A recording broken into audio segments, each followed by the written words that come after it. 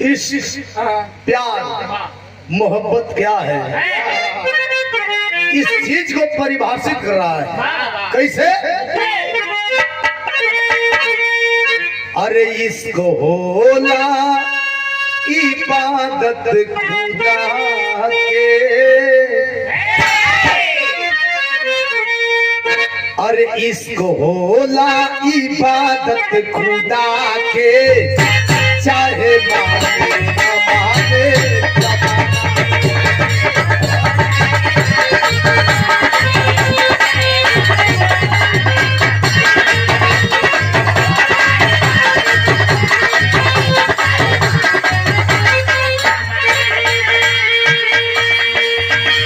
इसको होला इबादत खुदा के,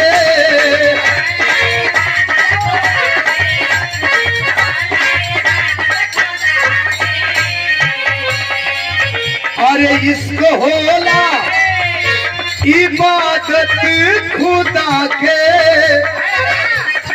चाहे